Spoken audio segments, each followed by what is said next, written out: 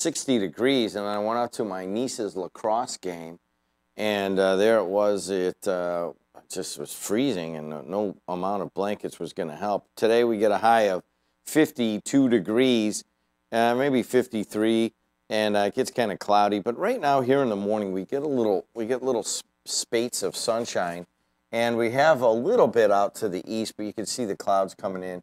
For lately, it's kind of weird. We start the days, and you have a sunrise that is, you can see the sun, or at least the glow, and then the cloud cover comes in, and that's what we have this morning as the clouds kind of coming in from the southwest. But right behind me here on Indianapolis Boulevard, because we're in a Strachan Van Til Studios on the campus of Purdue Northwest, got a beautiful glow as the sun gets ready to come up. What time is sunrise? Sunrise is already past, but so you have some clouds out there. 5:55 is your sunrise. And tomorrow I have 54, maybe a little rain tonight into tomorrow. And then by Wednesday, back to normal, I have only 45. Then it hops up to Thursday, a high of 61 and sunny. And then Friday, it goes down and high in the mid-40s and rainy. So it's all over the place, really.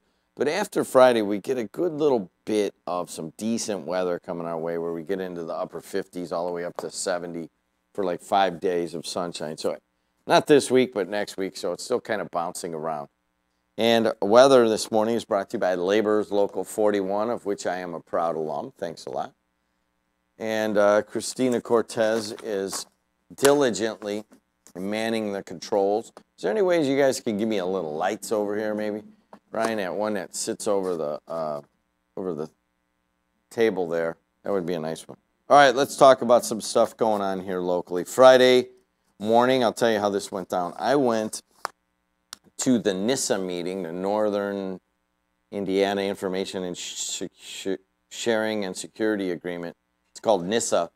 And we are trying to buy or build a facility at the Geary Airport to house an emergency gathering of individuals, were we to have a terrorist attack or a flood or an earthquake or a nuclear bomb. We learned in 2008 that we don't have that, and we're working all together to do that. I got on that because I was complaining so much that we don't have an overarching organization to our response to an emergency. And because of that, I've been working with these guys for a long time. Steve Shekel, the Munster Police Chief, was also involved because he saw the damage that was created during the 2008 flood when we didn't really know how to deal with it. So my thinking is that ultimately we will provide a facility and an infrastructure that will not only make us safer in terms of a catastrophe that might happen up here in the northwestern part of the state, but also it would be an economic development factor. In other words, we learned when Amazon was looking for a location for their main Midwest or their main hub in America, they wanted a place that could stay reasonably safe, and if there was a catastrophe, that they would be able to get back up and running fairly quickly. And that would be what this facility is, one of the things it would be able to do. But anyways, I'm at the meeting, and I'm on my phone, and I look around, and Tom Kirsch, the U.S. Attorney, and his press person, Ryan Holmes, is there. And Ryan Holmes is on his computer working diligently. And then all of a sudden I look at my phone, and I'm like, there is an indictment, and there's going to be a press conference in about 45 minutes, or less than that, around like in 20 minutes. And so I look at it, and it's Danny Merchek. Danny Merchek is was a third in command for John Bunsich. Merchek has been in these studios before. So after almost falling down from understanding that it is Merchek, Ryan, can you give me some reading glasses? And then I realized that it was 9:30 or 9:20 when I was looking at this, and the press conference was at 9, or no, not the press conference. It was an appearance of Mr. Merchek in front of Judge Martin. If you guys know how the feds work, the you go, the first judge you see is Judge Martin. I don't know, he's like the intake judge. I know there's a name for that, but he's the first one you see. I've covered a number of people getting indicted and that have appeared in front of him, drugs or corruption or whatever.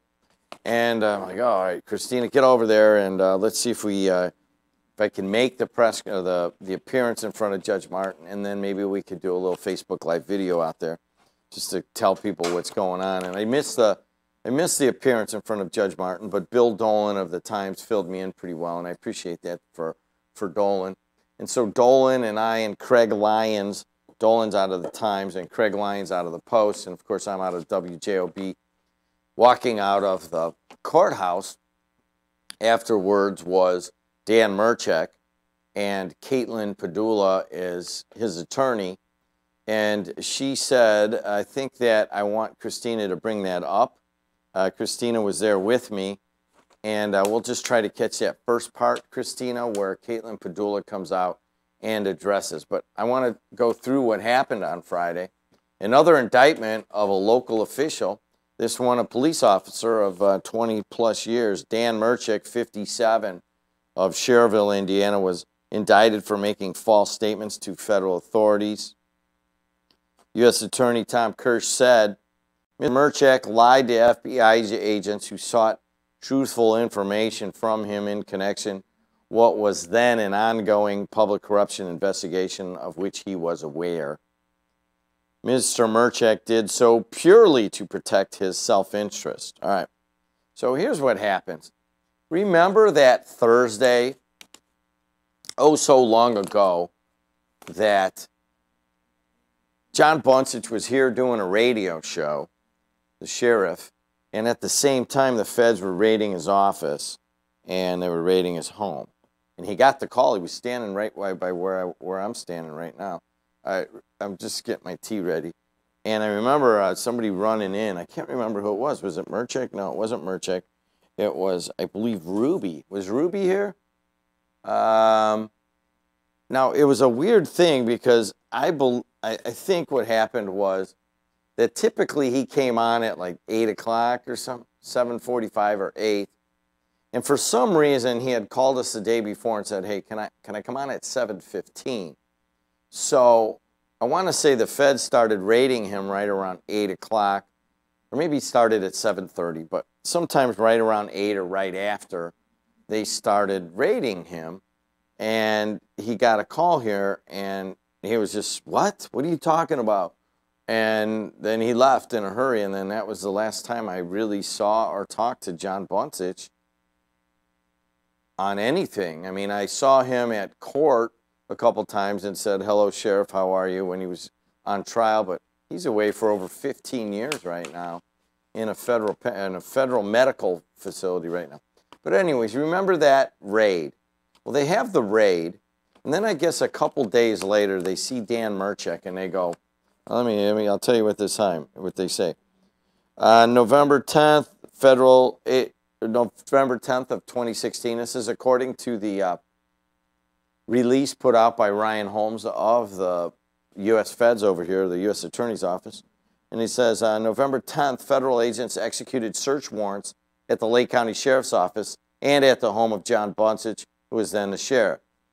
4 days later, on November 14th of 2016, Merchek was interviewed by the FBI about Lake County towing contracts and donations made to Merchek's campaign for Lake County Sheriff. Now, at the time of the interview, Merchek was deputy chief of the Lake County Sheriff's Department, position he held since 2011. During this interview, agents specifically asked Merchek about contributions from Person A and whether any of those contributions were structured to avoid Indiana campaign finance laws. I'm not going to read this. I'll just explain it how I understand it. And that is that, if I remember this correctly, and if I have any factual errors on how I'm going to explain it, somebody call me a text. But you can only give $2,000 as a corporation to a political campaign. And so Merchek was like working with Person A, who may have been Scott Jorgensen, the the towing guy who turned and was with undercover agents for 4.5 years. And Merchek may have, according to the indictment here, may have shown the guy how to, all right, give me $1,000, and person A evidently give him $1,000, whether it was Jorgensen or not. And he said, all right, well, the other $500, what you do is you give $500 to one of your employees, and then they write me a check. But he knew it was really Jorgensen's money, okay? So evidently that's the crime, that you can't have structured payments. So I don't know if that is that something that you normally go to jail for, or maybe it is.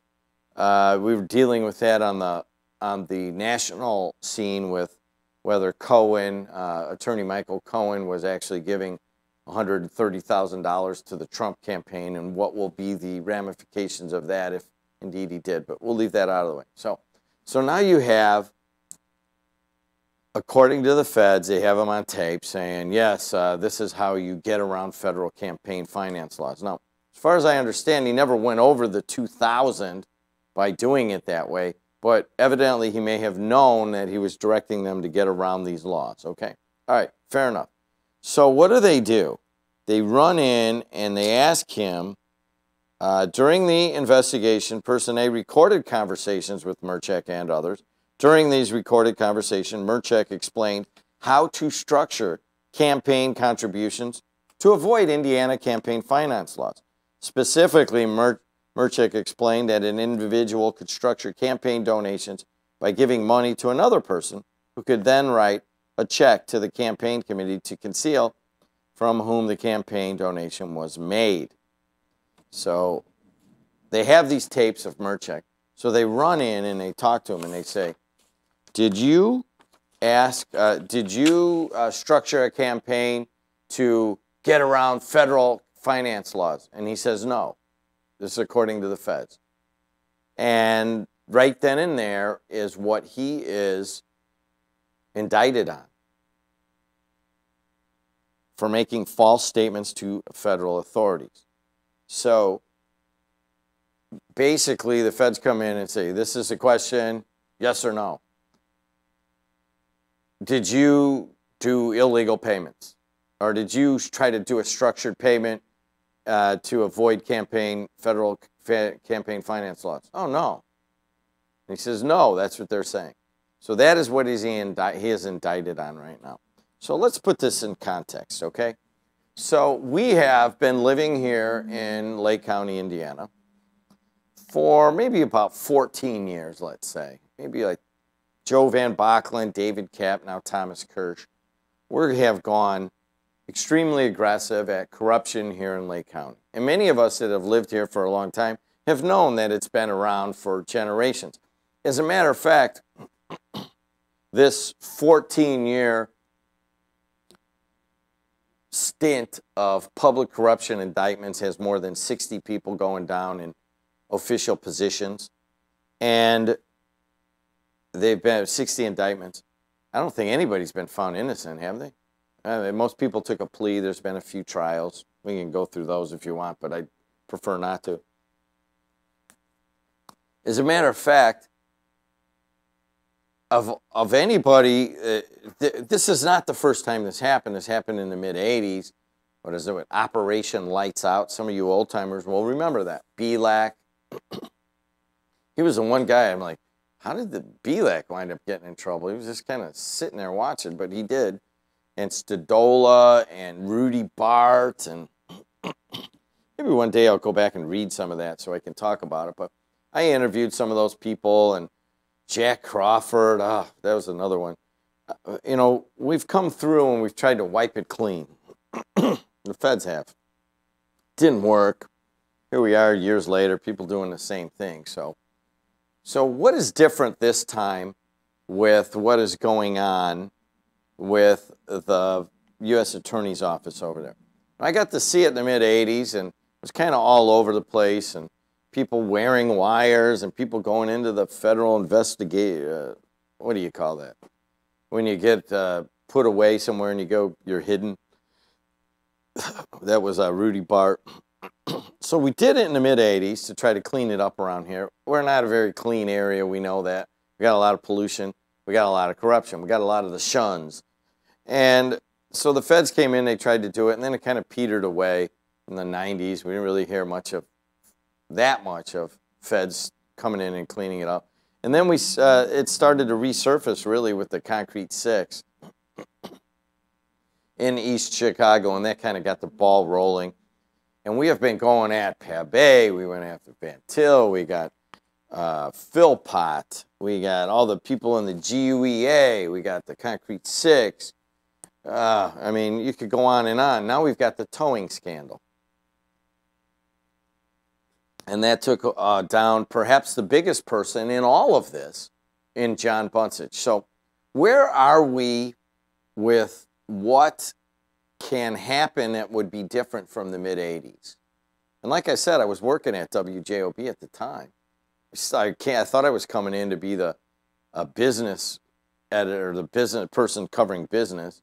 And then they moved me over to sports, and then they moved me over to covering like just general politics and everything. So I got a pretty good view of this stuff. And what strikes me, first of all, there's really not that many people involved, if any, that were back there in the mid-'80s that are involved now. I mean, I talked to Jim Weezer on Friday. What is he, 69 years old maybe? I don't want to give him more years than he has, but see, he graduated in mid-60s. Yeah, he's got to be in his upper 60s. And I tell him, I go, you know, Weezer, of all the people that I interviewed and were in positions, and he's in a different position, but were involved in running of local area business and politics, I'm like, you're the only one that I was interviewing then that I'm interviewing now. And I must have interviewed hundreds of people in the mid-'80s, and I've interviewed thousands in the, you know, since we came in here in '04. So there is, you know, I've got a link to that time. And the one observation that comes back to me is that we were not able to get it done. It really wasn't a new norm set.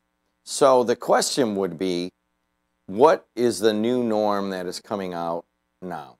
Is there a new normal that will be a lot less of people just from time to time making use of their positions to make money for themselves or to increase their power, which is what we've always done here. It goes back to the 1920s when Dillinger could hang out in East Chicago and just walk around when he was wanted by the whole country, but he could walk around East Chicago.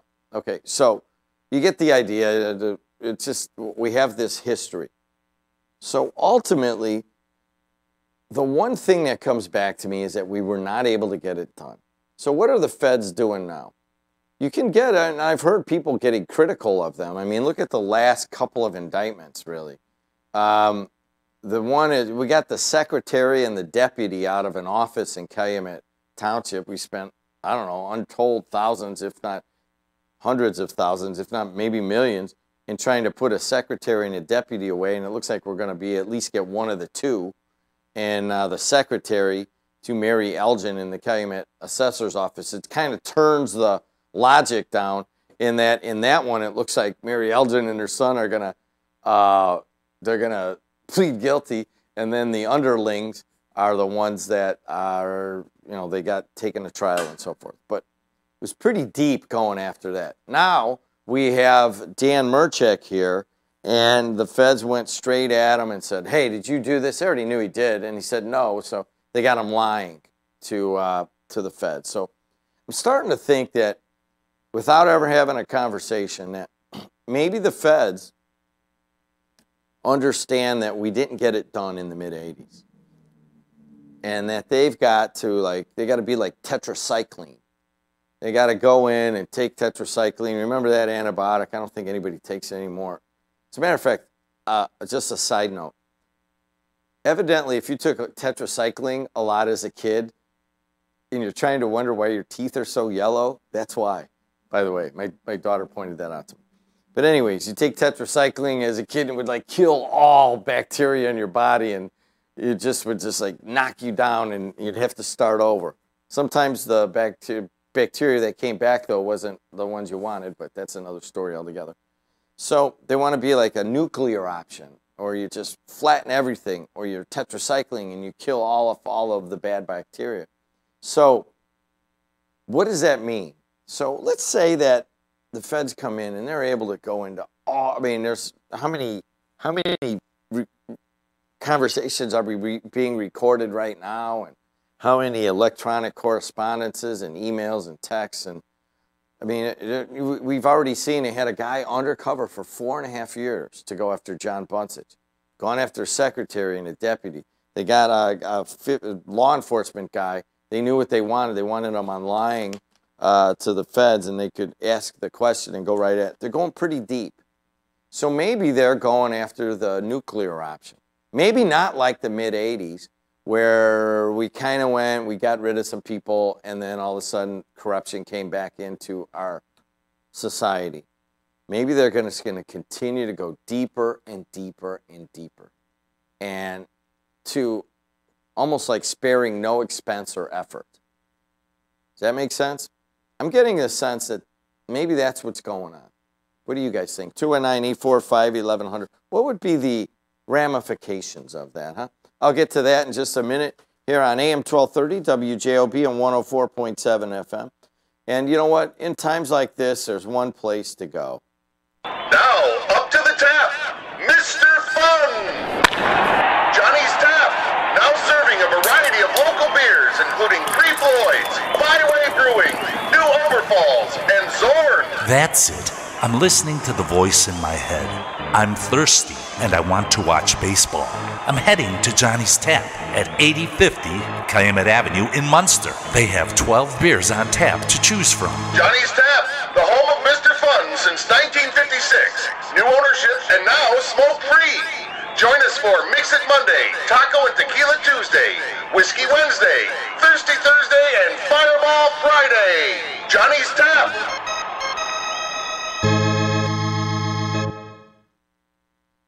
My name is Ernie Dillon. My name is Joe. My name is Bill Emerson Sr. We are veterans supporting our fellow veteran, Rich Novak, for North Township Board. Rich is experienced, dedicated, hardworking, and professional. Remember, vote on Tuesday, May 8th. Approved and paid for by the Committee to Elect a Vet, Richard J. Novak. From the Strachan Van Til Studios, your local Strachan Van Til has some great products on sale this week. Here's a few items you might want to add to your shopping list. Purdue all-natural whole frying chicken, chicken drumsticks or thighs, 88 cents a pound. Green asparagus, 99 cents a pound. And 7-Up RC Sunkissed 12-ounce 12 packs, select varieties, $2.99 each. Limit 8 total. Strachan Van Til, proud to be Indiana-made and dedicated to being Indiana's grocery store. Only 8. You can only get 8 of those. Mayor Thomas M. McDermott Jr., the Hammond Parks Department, and PepsiCo are proud to announce the 14th annual Cinco de Mayo celebration to be held on Saturday, May 5th at the Hammond Civic Center from 5 to 10 p.m. Tickets are on sale now for $15 each, which includes food and live entertainment. Cash bar will be available. Mexican cuisine provided by El Gran Taco Mexican Grill, and the entertainment provided by Mariachi All-Stars, Ballet Folklorico, Fiesta Mexicana, and the band Together. For tickets, visit the Hammond Civic Center Monday through Friday or call 853-6378. For more information, visit gohammond.com.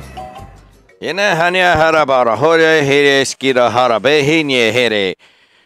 know what? Out of all the stuff that's going on, all the weird, the land of the absurd and the land of the indictment, the land of no internet sales tax.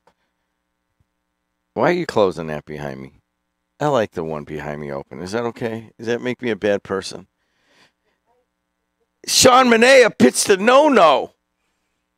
Is that crazy? We just had... Oh, yeah, you're right. That's too much. My fault. You can go back. We just had Pishker in the other day, the Andrean baseball coach, talking about Sean Manaea pitching for the Oakland Athletics. And, Ryan, it wasn't a perfect game. It was a no-no, right? Sean grew up in what town? Valpo, Cherville, what? I don't know. He went to Andrean, and he was a pretty good player. But, man, I mean, the way he's really coming on, what do they call him? The throw-in Samoan? And Wanata. Looks like he grew up in Wanata. You know where that is? Don't they have a big trucking company there? Anyway, Sean Manaea of Andrean High School throws a no-hitter for the A's against the Red Sox. What a great day. Pretty cool stuff. A's lefty Sean Manaea pitched the first no-hitter against Boston in 25 years with an overturned call, preserving the gem Saturday night in Oakland's 3-0 win. The Red Sox, by the way, have been playing sizzling baseball. That's crazy to be able to no them right now. Manaea and Andrean grad struck out 10, walked 2 and threw 108 pitches to finish off Oakland's first no since, remember this, Dallas Braden, kind of a flash in the pan when he puts the no for Oakland. Who is that against? Come on, let's think about this. Dallas Braden. I want to say it was the Miami Marlins at the time. Am I right? Did he pitch that? Dallas Braden. Anyways, Manaea got Hanley Ramirez to ground out to complete the first no versus the Red Sox since Seattle's Chris Basio did it in 1993. What?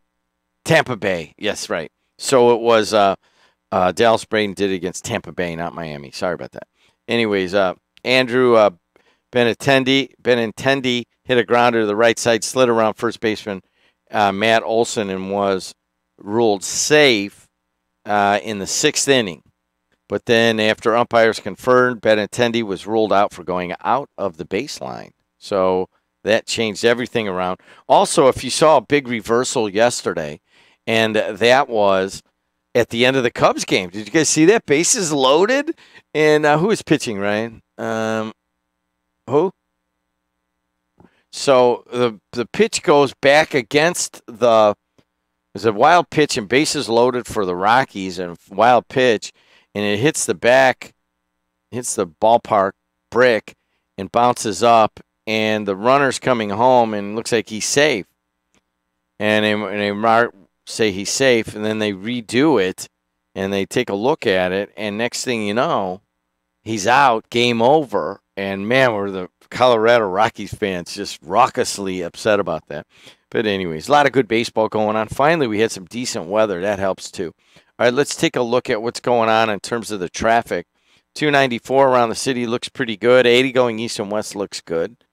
And Bishop Ford's light, so is the Skyway Toll Road, Barman I-65. We had a little fender bender on I-65 that looks like that's gone. Hey, traffic brought to you by Napleton River Oaks Honda, proudly serving Northwest Indiana with superior customer service. Visit them right off 94 in Torrance and Lansing or online at riveroakshonda.com. And let's take a look at the weather. Finally, a little bit better. Last week at this time, we had snow right behind me here on Facebook, Twitter, and YouTube video. We don't have that right now. It's 42 degrees right now and clear. So it gets up to maybe upper 50, sunny to partly cloudy. And you got a high of around 58. Tonight it gets down into the mid-40s, cloudy. And then tomorrow, periods of clouds and sun and a high of 56. We might get a little precipitation between today and tomorrow. There's this big weather event going on in the southeast that may whip us with a little bit on the tail, but maybe not. Wednesday, a high of only upper 40s and right by the lake, maybe a low 50s away from the lake. It's that time of year where it is considerably colder by the lake. The water temperature's in the 40s. So if you get up into 65 in Crown Point, it could be 55 in Whiting. I mean, it's that big of a difference right now. So I'm giving you the weather for Highland, which is kind of in the middle of, it's close enough where it's like the mid-range. Anyways, Thursday, a high of 64, turning cloudy, and then you get some showers on Friday with some considerably cooler temperatures. All right, guys, there's weather, and that is brought to you by our good friends at CertifiedElectrician.com. If you need electrical work done, you don't have to, but you can choose to have a union electrical contractor do it, and there are plenty of really good ones around here. And just check them out at CertifiedElectrician.com. Hey, it's 6:38 in the Calumet region. I do have an apology to make to the union guys. I was going to play in the Hard Hat outing on May 5th, and my wife will be giving a speech that day that she doesn't want me to talk about, but I am not going to be able to make I'll come out to the Hard Hat outing, but I'm not going to play. like I was said I was gonna. I'll just be there, and what I do is that all these union guys and all these union contractors get together. Usually it's at Whitehawk, and I just go out there and I just like laugh, and sometimes I'll drive around with one of the guys running it, and I'll just pull up to groups, and then they get an extra shot because I got to come up there, and I never help them, by the way. Typically when you want that extra shot is on a par 3, and I'll come up and, here, give me your 7-iron, I'll hit it, and I'll be on the green but 40 feet away. And what you really need is just somebody to stick it 8 feet away, and I've never done that yet, but I won't be playing. I'll be out there, though, the Hard Hat outing coming up on May 5th. All right. Hey, 6:39 in the Calumet region. Let's take some phone calls, and let's hear from Mad Mac, who was referred to as Mike the other day. Somebody called him Mike, and I was confused who they were talking about. How you doing? Who in the heck called me Mike? I've been called Mike since I slid out of the birth canal. Well, I'll tell you who it was. You were getting kudos for my grilling? For your grilling. Keep me out of your and Zube's grilling, okay? I don't want to. I already feel like, it's a black mark. Inferior? Yeah, a little bit inferior. It's a black mark against my virility that I'm not a very good griller. I can grill my own. You don't own a grill. I own a really nice gas grill. I paid a decent amount of money for it. It's nice. I got a Maytag stove in my basement. You can have that'll make grill better than what you got. All right. I don't know, man. We grilled some salmon yesterday, and my wife grilled we went over to Rob's Meat Shop in Delhi, and she got these burgers that had jalapenos in them. I mean, we grilled that, and it came out really nice on the gas grill. But when it comes to more complex grilling, like, 3 or 4 things on there, and then throwing some corn on the cob on there, too, I mean, it's all screwed up. I mess it up every time. Because you got the wrong grill. Okay, I got that. I could teach a chimp to grill, okay? I could teach you to grill. Here's the deal. My dad gave you kudos for your ability to run in an organized fashion or help run the Tuesday night basketball in Munster. So he said you're doing it under our lid. We got enough. So from what I understand, see, I was playing that for, I don't know, maybe 30 years, okay, or 25 years. And there's been different leaders of it. But my dad says that you've got it down to where there's too many people coming now. How's that feel? Yeah, well, that's fine. That's no worries. I appreciate that. I mean, I don't want to sound like I was some type of martyr, but it was rather selfish on my part because I was only concerned with not having me, your father, and Al show up to play. And this isn't really going to work so well with the 3 of us or 4 of us, is it? Yeah, we're going to get some more folks out here. My dad told me there was 34 people that showed up one day, and I'm like, that's too many. It's only 2 courts. There's a lot of waiting around with that. No, there's no waiting around, Jack. We got a structure. We got a plan. Listen, by an hour and a half, people are exhausted. We play so many. All right, talk into the phone better, will you? All right. So, anyways, let's get to the important stuff. Hey, is it a racial profile to call that guy the throwing Samoan? I don't know. I saw that in the paper. They were calling him the throwing Samoan, and I'm like, well, first of all, I didn't know he was Samoan. And second of all, is that really what you want to do? Yeah, I don't know. Anyways. Heaven forbid you have a little fun, okay? Good Lord. I'm sure the PC police are out there. But let's get over to your boy Murchek here. I think you're leaving a couple things out here, man. First of all, he's a Democrat. You left that out every single time. He's a Democrat, and you had your buddy Weezer on Friday, who at the time, Weezer was 100% aware that Mr. Murchek was indicted. He knew it. Never mentioned it. The funny thing is that your buddy Murchek, though, he filed to run for sheriff. And he filed to run for sheriff well after the fact that not only did he induce the towing guys to skirt financial campaign laws, he also then, which is also what you left out, is that he said, hey, in return for making all these contributions to me, I will direct more towing to you. Another thing, he's also not alleged guilty of any of this because he's pleading and turning. He's singing like a canary right now to save himself from being the baby oil partner with Mr. John Bonich, okay? Or whatever that Stephen Pig is that's in prison that used to be our sheriff right now. I mean, this stuff never ends with these guys. Never ends. So I'm waiting for the next time. Because I do recall, I did call one day with a question for Mr. Weezer, and I said, I know 5 months ago you guys said the exact same thing. The party is finally cleaned up. We're on the straight and narrow.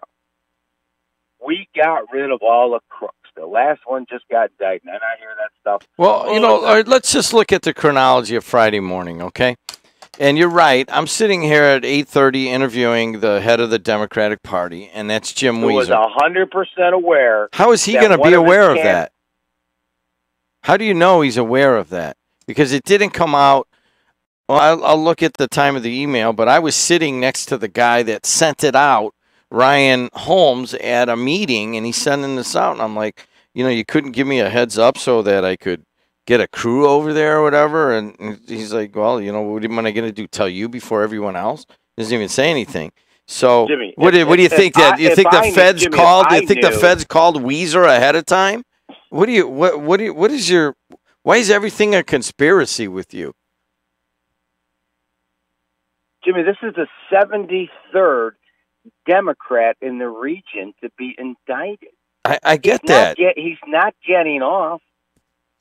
A conspiracy? It's only Democrats. And it certainly seems like they stack up like cordwood when they come out of that brown building in Lake County. Okay, hold on a second. But what do you think that? Program. So you think that Jim Weezer's sitting here and he already knows that Dan Merchek is going to get indicted, and B, what, he should have told us then and told us ahead of time because the feds hadn't even announced it yet? Where's your logic there? I get the exasperation, and quite frankly, I get the surprise. I've known Dan Merchek for a long time, but I don't think there was a conspiracy on Weezer's part to not talk about it. I think you're missing something there. Well, I guess it might be a little tough for him, but I'll tell you what, Jimmy, if he's going to come on there in your next show and tell you he didn't know, how does an idiot like me know? Because I texted you at about 7:10 when you talked about that, saying, oh, there's indictments coming. I said, the name is Dan Merchek. He's going to be indicted.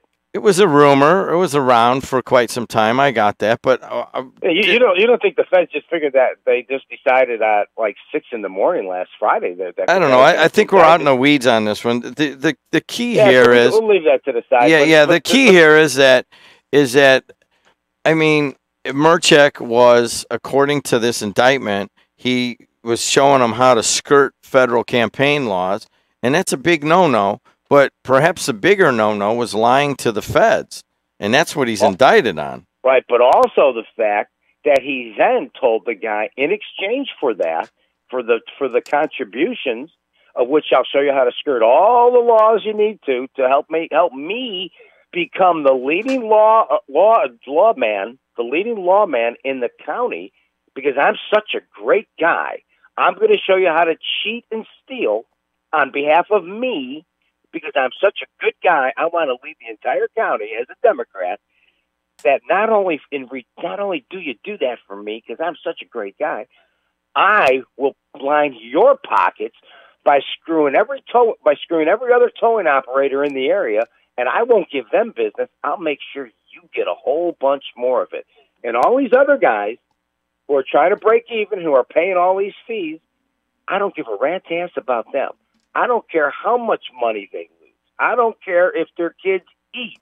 Makes not a difference to me, because I'm a selfish jerk, and I'm going to make sure you get a lot of money. You get all right. I got you. Okay? I mean, this is the Democratic Party that we're dealing with here, and you wonder why people get irritated when this stuff comes around, hits the paper, and everybody goes, well, you know, it's just another little thing. That's how we do business. That's not how we do business. No. You are incorrect. That is how we've done business off and on here for generations. All right, thanks for your call. 219-845-1100. And I can't tell you how exasperating that was to go to the federal courthouse and learn that Dan Merchek had been indicted. I've known Dan Merchek for a long time, and I'm like, what the heck? From what I understand, there's already a plea agreement in place. Dan Merchek was third in command in the Lake County Sheriff's Office under John Bunsich. Tim Downs, the second in command, already turned and was working for the feds. There's indications that Merchek may have cooperated in certain areas and that he already has a plea agreement in place.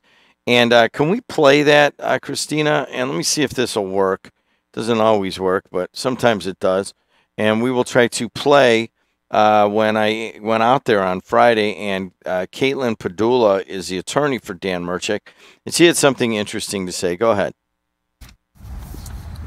Hey, everybody. We're out here at the federal courthouse. Dan Merchek under indictment, his attorney, and your name is? Caitlin Padula from Strategy Criminal Defense. Caitlin Padula, any comments on what's going on here today? The only comment would just be that the indictment is unfortunate, but I'd ask that we just take a step back and remember that my client has served the public with great dedication for many years. It looks as if there's already an agreement.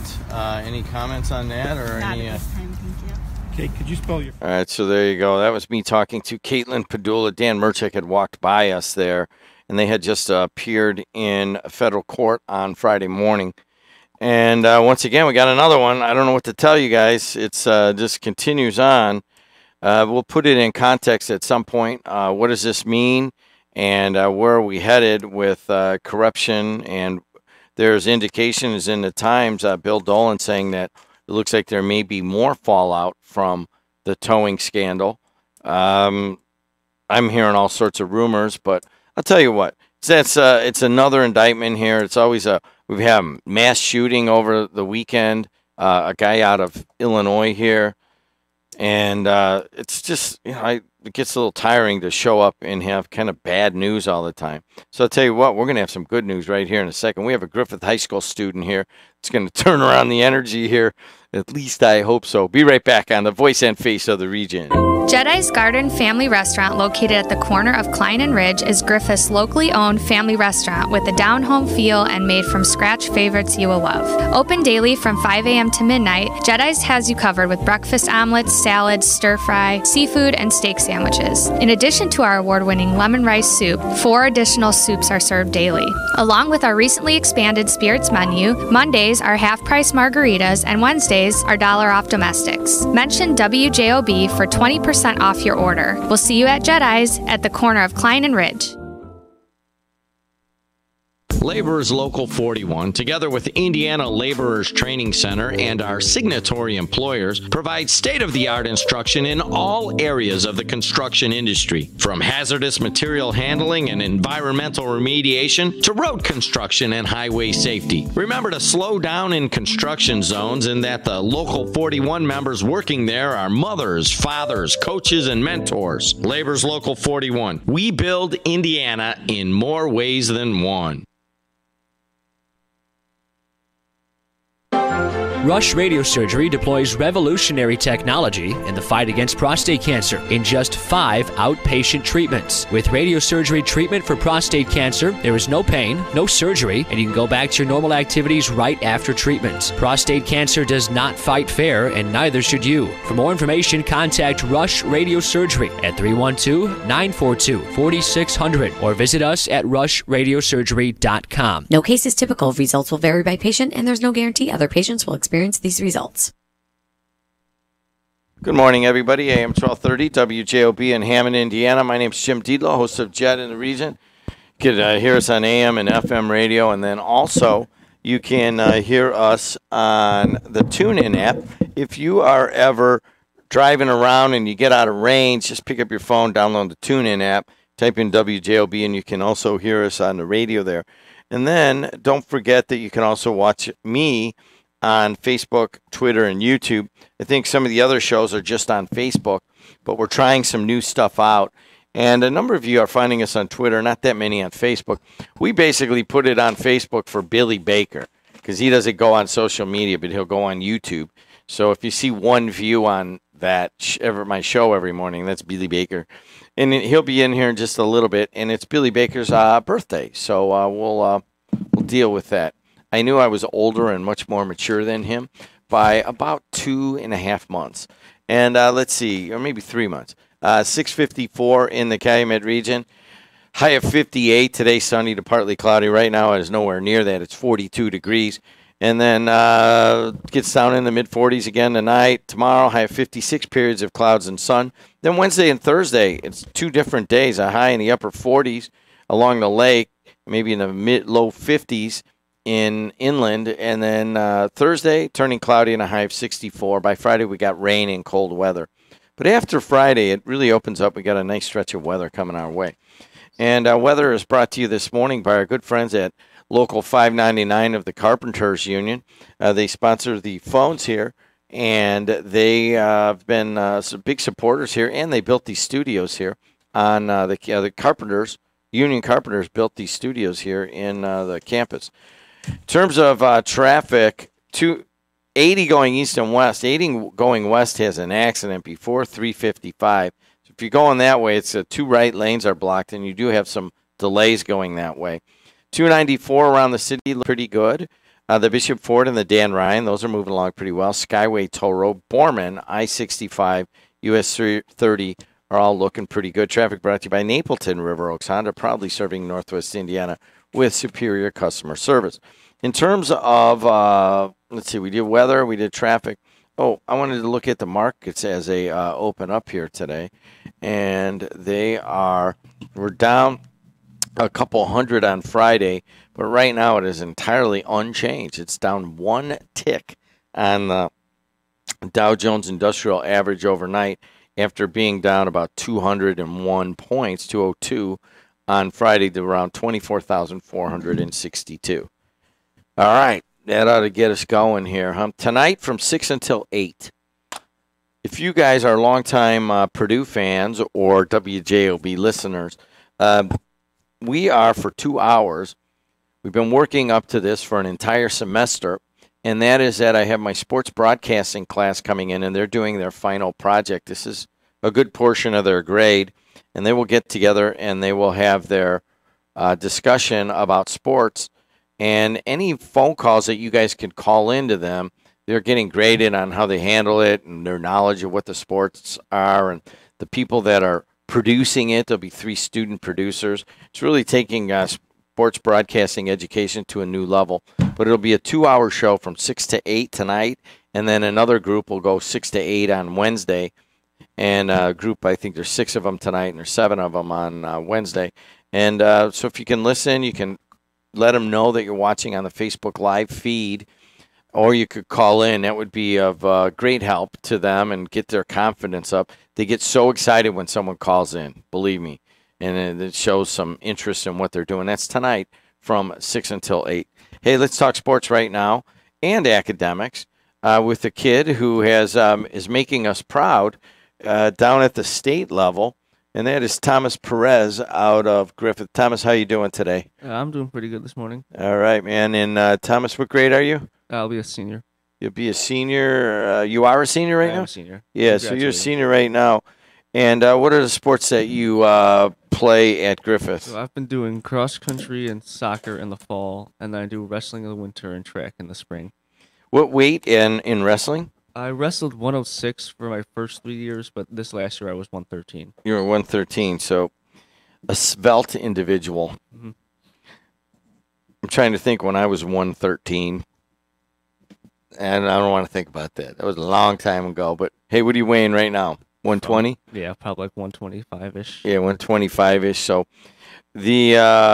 why 2 sports in the winter? Well, in the fall I do. In the fall, yeah. I started doing soccer when I was young. I started in like the Pee Wee leagues probably when I was about 6. So I've just been playing that all the way through up till high school. And then 6th grade, I started doing cross country. And I really fell in love with the sport. So then by the time high school came around, I didn't want to really give up either one. So I stuck with both. All right. So who's your cross-country coach? Shannon Scheidel. Shannon Scheidel. And that is a woman? Yes. And Shannon. And who is your soccer coach? Castulo Perez. Castulo Perez. Is that who's that? He's a Spanish teacher at Griffith High School. Okay, so he's not related to you. No. All right. So that was so do these coaches they're okay that you play the other sport? Yeah, well, I have to pick a priority sport. So I do cross country. When there's a conflict, I will go to cross country, but usually I can try and fit both in. And then you wrestle in the fall. And who's the coach there? Adam Garcia. Adam Garcia. And then you're in the spring. You play what? Track. Track. And who's your track coach? Mr. Garrett. Mr. Garrett? Yeah. It's just Mr., right? Yeah. Yeah, you don't know his first name. It's like Alfonso Garrett, or it's like Henry Garrett, or maybe he's John Garrett. What's his first name? Ryan's not even in there, so he would know that. But anyways, so these four coaches know that you're all playing four sports, right? Yes. Where does the IHSAA come into this? So they're the ones in charge of all the leagues that I do. All right, so what kind of grades you getting? Currently the top of my class. All right, and so you're the top of your class at Griffith, maybe 175, maybe in the group. I believe it's 192. 192. Okay, 192. And then you're at the top of the class. So what does that mean in terms of grade point average? So right now I have a 4.45. 4.45 out of 4. Yes. And you want to study what?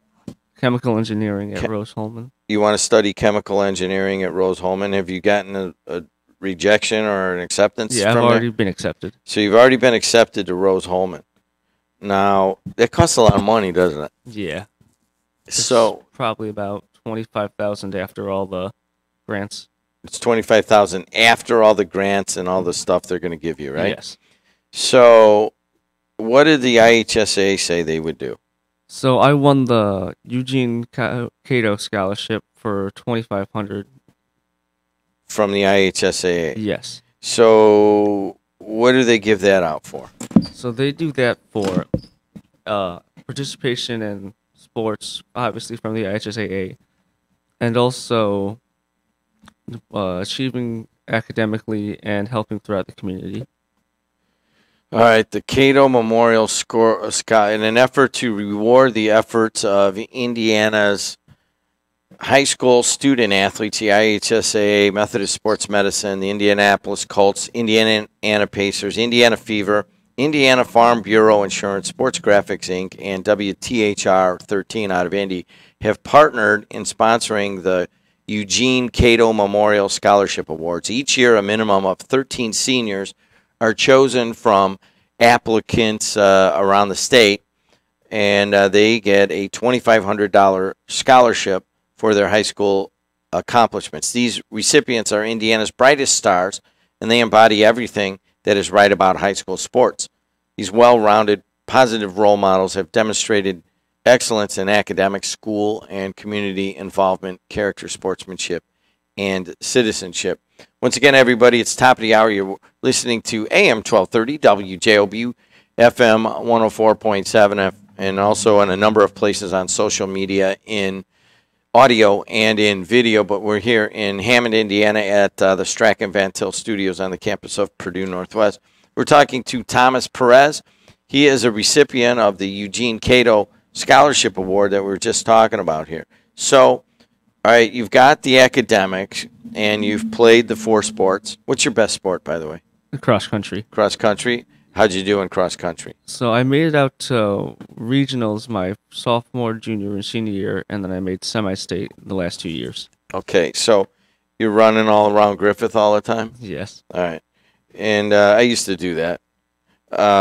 It's actually a great running town. There's not as much traffic as there is around here. Mm-hmm. And so what have you done anything else in the community? It says here there's some community service. You do anything? So when I get the chance, I do volunteer at the St. Timothy's Food Pantry. Where's that?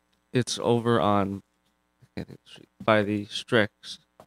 By the Strachan Van Tils in Griffith? Yes. Okay, so that's across the street there, is that right? Basically. Yeah, okay, so you volunteer at the food pantry. So it's you are looking at $2,500. What's your name, sir? Dan Perez. Dan Perez. What so Your only child? Oh, no. How many more? 4 more. 4 more, huh? Youngest, where's Thomas in this? Thomas is right in the middle. My oldest is 21. The youngest is 13. What do you do for a living? Right now, I'm transitioning. I'm going to be a Edward Jones financial advisor. Financial advisor. Okay. And so you got 5 kids, right? Right. And this is expensive to send him to Rose-Hulman, huh? Yeah. $2,500 will help. No, that's what's left. I mean, it is all said and done. It's like $65,000. It's like $65,000 a year. Why Rose-Hulman, Thomas? So they have one of the top engineering programs in the college, and then I also have a sister that goes there. So. Oh, your sister goes there? Yes. And what's her name? Marissa Perez. Marissa Perez. Did she play any sports? Yeah, she did track, soccer, and swimming. Okay, so she was also active. So, Daniel, why so much sports in your life, man? What's going on here? Get closer to that, will you? We just started them early, like you said, with soccer. They did a lot of YMCA sports when they were younger. It was just to keep them active, and they took off with it. My oldest son, he did 3 sports. So I think as each one came into high school, they were able to take a sport each year or each season. So fall, winter, and a spring sport. Thomas, he probably would have done just 3, but like you said, he would have done soccer, but he really liked cross country and he excelled in it. So it was definitely the right choice not to give it up. If he had to give up one, it would have been soccer, but he had done it for so long. It was just, why? You don't have to. They can work out the schedule. You might as well just stick with it. So he did. Any of these sports you want to do at the collegiate level? I'm considering running at the college level, but I'm not sure yet. Do you know how much? Are you prepared for the amount of work you're going to have at Rose-Hulman? I really hope so. You mean you really hope so that you get a lot of work, or you really hope that you're prepared? Right now, I'm really just hoping that it's not like staying up all night doing homework. It is. It is, just so you know. I've been to Rose-Hulman when I was going. Before I got thrown out of Indiana, I would go over to Rose-Hulman. I knew a couple guys there. And it's just a lot more work than perhaps going to a state school and studying sociology, which I was doing, and allowed that extra time to go to Rose-Hulman and mess with those guys. But chemical engineering at Rose-Hulman, I just don't think that people, I mean, we just don't have I can't remember the last time I said those words, Rose-Hulman, on these airwaves. We don't realize that the level of expertise that comes out of an Indiana institution. But it's respected worldwide in science areas, and there's a number of people in the Indianapolis has this like venture capital crowd, and a lot of new technologies come out of that crowd. And there's of course stuff comes out of Purdue, which is the main driver of technology here in the state. But a lot of it comes out of Rose-Hulman because people are just messing around with. They have all these labs to work in, and they have the highest level of student that they accept. They're coming up with new stuff all the time. So where do you want to go with this? So I'm not quite sure at the moment, but I'm thinking something in the field of energy. In the field of energy. Mm-hmm. By the way, anybody wants to talk to Thomas Perez, do it right now. 219-845-1100. He is the recipient of the Cato Scholarship from the IHSAA and a whole bunch of other people that sponsor this. For being in 4 sports and for having a 4.45 GPA. And the scholarship criteria are numerous, as I'm looking at the website right here. And the selection process is pretty vigorous also, but he's able to make it through and make us. Now, has anybody from Griffith ever won this before that you guys know of? I'm not sure if anyone else has won it before, but I know it has not happened in a long time. It hasn't happened in a while in Griffith. Has anybody locally been able to get it? Anybody else that you know around here that's getting it? No. Yeah, there's only 13, so Indianapolis has to get 10. And they give one to Fort Wayne and one to Evansville and one to Northwest Indiana. So that's how that works. Let's talk. All right, you better be nice, Mike. Very funny. Hey, listen, I know these Perez folks. I'm not even sure that it should be in that studio. Oh, no, actually. Now, the Perez family from Griffith, man, these guys are 5-star quality all day long.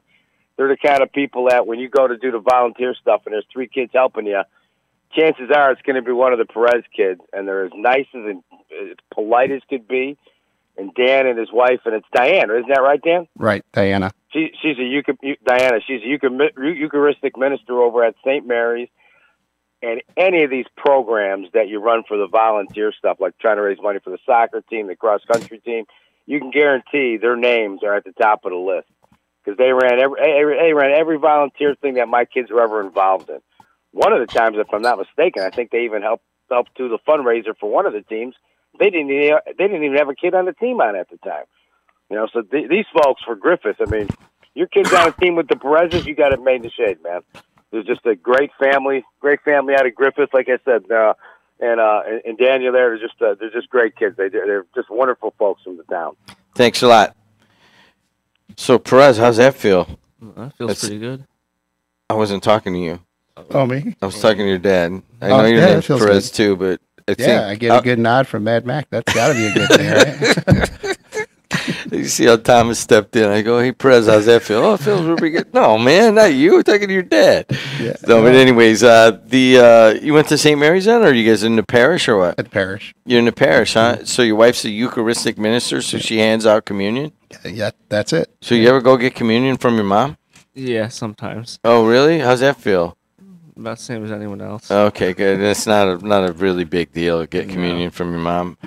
I guess I never thought about it, but, you know, when Eucharistic ministers up there handing out communion, sometimes their own family members are going to come up, right? Right. You guys don't, like, snicker at each other or whatever? Because that's not allowed in the Catholic school, is it? No. All right. Did you go to CCD ever? Yeah, I went to CCD. Oh, really? How'd you like it? It was all right. Really? Because typically public school kids, when they come over for CCD, they're not real big fans of it. They don't mind going to church, but CCD can be kind of lengthy. My wife also taught CCD. Oh, really? Yeah. So you can't say anything negative about it? Neither can I, and I just think I just did, but that's okay. Hey, Thomas Perez, we're very proud of you.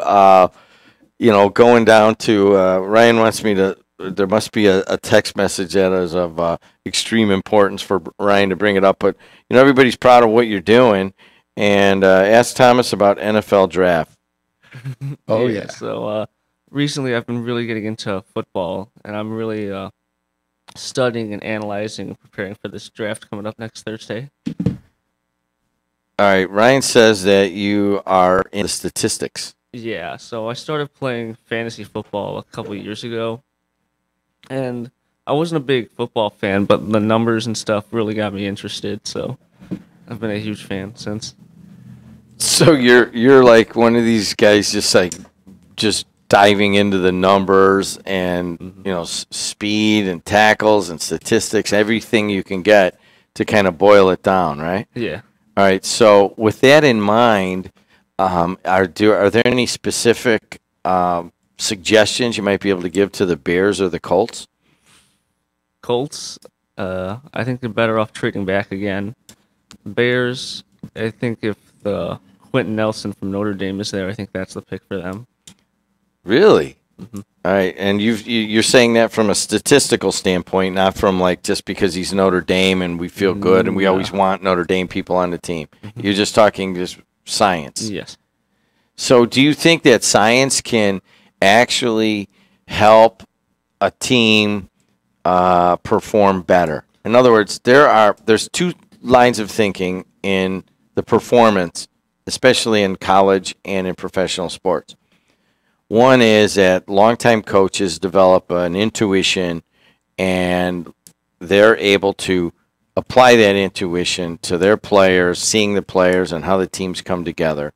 And that sometimes the numbers actually get in the way of that intuition. Then there's another line of thinking that you can really boil almost all sports down to numbers right now. What do you think? I think the numbers has its part, but there's some things that just can't be measured. It's like, say, how much a player is willing to push when it comes to shove, you know, in clutch situations. All right. Well, I would like to see some of your analysis, and I believe that since some of my ne'er-do-well friends play for hundreds, if not thousands of dollars in their fantasy football, they would love to get a look at your book to improve their odds of winning. But that would, I think, be illegal in some areas, so we won't go into that. But hey, Jim, but you have to ask him about Rocky Blyer. Oh, yeah. So Rocky Blyer was the keynote speaker at the Cato Awards. Oh, he was? Yeah. Well, what did you think of Rocky Blyer? It was really cool to meet him. He's one of the only football players I've ever actually met. He brought his Super Bowl rings with. We got to try them on. Rocky Blyer. Yeah, Gosh, Rocky that's was from my team back in the day. He's 72 years old. He was out of Wisconsin somewhere, wasn't he? He did go to Notre Dame. Yeah, he went to Notre Dame, but I think he was like out of like I think La you're Crosse, Wisconsin or something. Gosh, he was mostly he went to Notre Dame, and then he was like was he the whole time? Who did he play for? He played for. I think he played for Pittsburgh the whole time. He time. played the Steelers the whole time. He was drafted by Pittsburgh in the 16th round. He was a little guy. You may remember that. And his whole story, he was just a low, maybe fifth level player. He got drafted into Vietnam, and part of this Cato Award, it's being done with Methodist. What's it? Methodist hospitals. It is. It's actually like the rehabilitation. So yeah, it says Methodist sports medicine. Sports medicine. So they're big, and they had comeback player awards as well. A lot of high school kids who had to overcome adversity. But Rocky Blyer's story was very similar. He was wounded in Vietnam, Purple Heart recipient, and then he was actually given the opportunity to come back onto the Steelers roster when he returned. But he had to spend months in rehab before that. He in his keynote speech, he had given the story of how he had to work his way back onto the practice squad and then work his way back up again to maybe a position or a little game time just on the special teams. So he was one of their main running backs for the longest time. Yeah, he was real good at catching passes out of the backfield. And he was a good blocker too. He was a good blocker. So he helped Franco Harris a lot. He was let's see. I'm trying to think. I don't think he played for anybody else. I think he just did. I think he retired. I think it was like 60. I think he finished in 80. He 67. He started, and then he went to Vietnam for. He was out, and he got hurt. Mm-hmm. Right here, there we go. Blyer rejoined the Steelers in camp in 1970, so he was in Vietnam in 1968 and 69. He lost part of his right foot in a blast, and he was later awarded the Bronze Star and Purple Heart. His rank was a Specialist 4. So what were you impressed about Rocky Blyer? I'm impressed about how much he was able to overcome. I know that, first off, he was drafted, but then to be drafted into Vietnam after that and kind of have your dream taken away, possibly, and then he was still able to come back from it. Yeah, it is a great story. And he was the speaker at the banquet when you got the award? Yes. Well, we're talking to Thomas Perez and his dad, Daniel Perez, and quite frankly, I got to tell you guys, had to cover an indictment on Friday, get up and go all over the rampage, the shooting rampage on Sunday. And I was like driving over here. I'm like, we could really use some good news. And Thomas, you've provided that this morning, and I thank you for that personally. All right, All right, man. Keep doing it. Geek out all you can. Remember, it's cool to be a geek now. It really is. When you're sitting there thinking, man, here I am. I've been studying calculus for like 4 days straight. I'm losing my touch as like a cool guy. Don't worry, you're getting cooler every moment you're sitting in that library. All right. All right, thank you. All right, man. Way to go, Dan. Thanks, Jim. Hey, man. Daniel Perez, big supporter of the station for a long time, and I appreciate you doing that. All right, guys, I'll be right back. Shipshawana coming to town. Here it is. Shipshawana on the road. Yeah. Shipshawana on the road. Everyone loves Shipshawana on the road. We love Shipshawana on the road. Everything's delicious. It's fantastic. We wouldn't miss it. Shipshawana on the road. The whole family can come and have a great time. There's something for everyone. It's absolutely phenomenal. And I might drag the old ball and chain husband along too. We come every year. It is amazing here. Very amazing. I just can't believe it. We love Shipshawana on the road. And don't forget, free parking. With one stop, you'll find it all. Shipshawana on the road is coming to the Lake County Fairgrounds in Crown Point, April 28th and 29th. Saturday 9 to 6, Sunday 10 to 5. Adults $4, children 12 and under free. Check out ShipShawanaOnTheRoad.com, Facebook, and Twitter for a full schedule of events. on the road. Yeah. Men, are you taking Viagra or Cialis for ED? ED should not stand for expensive drugs. If you're taking Viagra, talk with your doctor about Sildenafil. Now you could get the same active ingredient in Viagra in generic 20 milligram tablets for less than $2 each, saving over $30 per dose. Available at Vito's Pharmacy. Call us 219-228-7200 or visit us at VitosPharmacy.com. Vito's Pharmacy. On May 8th, vote for Democrat Andrew Silvestrowitz for Lake County Clerk of Circuit Courts. Andrew is a qualified Democrat and has 12 years of experience as a councilman in Maryville at every facet of government. Make your vote count with Andrew Silvestrowitz for Clerk of Circuit Courts. Paid for by Committee to Elect Democrat Andrew Silvestrowitz. I am Andrew Silvestrowitz, and I approve this message. John Salzader, candidate for North Township Advisory Board. I am fully qualified, experienced, and will bring a new face and new vision to your township government. Elect John Salzader, Salzeider, on May 8th, Democrat. Approved and paid for by the committee to elect John Salzider. That is one of my students right there. That's Autumn Martinez. And once again, I just want to prompt you guys. It takes a little bit of time tonight from 6 until 8 o'clock. It'll be sports broadcasting at Purdue Northwest. They're getting credit for this, and we've been working for months now. They've announced high school basketball games. They've announced college basketball games. Some of them have come out to college baseball, college softball, and we have done a number. They've done sports updates. They've done talk shows, and it all culminates tonight as they will have their final tonight and then Wednesday night. So 2 hours tonight and 2 hours on Wednesday, and they'll get graded on it. So if you guys call them, they get so excited on calls. Any questions? Vinny's called. A number of other of you folks have called. Hey, Christina, can you get that? And so anyways, give them a call. Hey, let's take a look at what's happening in traffic. 294 around the city, moving well. 80 going east and west has a problem. There's an accident going westbound right before 355. That's backing it up for a few miles. We got a little wait time going westbound on I-80, which is kind of odd. And you also have you have two on I-80. One is right past the split to 94. That's backing things up a little bit. And then the other one's a little bit further on. So really the only major thing is westbound on I-80. And you know what's happening right now? Somebody's getting in their car right now, and that's where they got to go. It's like the only time that we're going that way. This is the one morning. Yes, going westbound on I-80 has two accidents. But, hey, 294 is moving well. Bishop Ford, Dan Ryan are lighter than normal. Skyway Toll Road, Borman, I-65 are all moving well. And traffic brought to you by Napleton River Oaks Honda, proudly serving Northwest Indiana with superior customer service. And in terms of the weather, finally, we get almost baseball weather. You got a high of 58, sunny to partly cloudy today. Right now it's 42 degrees, so certainly very cold right now. Tomorrow, high of 56, periods of clouds and sun. Wednesday, a high in the upper 40s along the lake, lower 50s inland.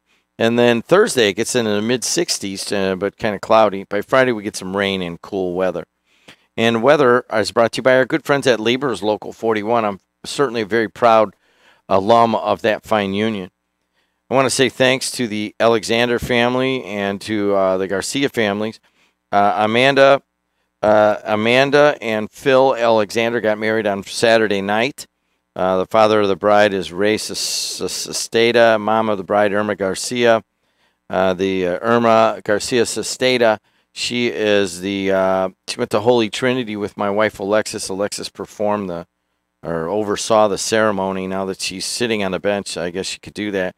And also Sarah Hicks listens every morning. Sarah is a big fan of the show. Sarah, thanks. It was good to see you. I believe there was a little girl there that I didn't get to get a publicity photo with, but we got to do that at some point. And also to Jackie, who listens every morning. Thanks a lot. A lot of people that I saw out at the wedding at Patrician on Saturday evening. Thanks for having us. We had a ball.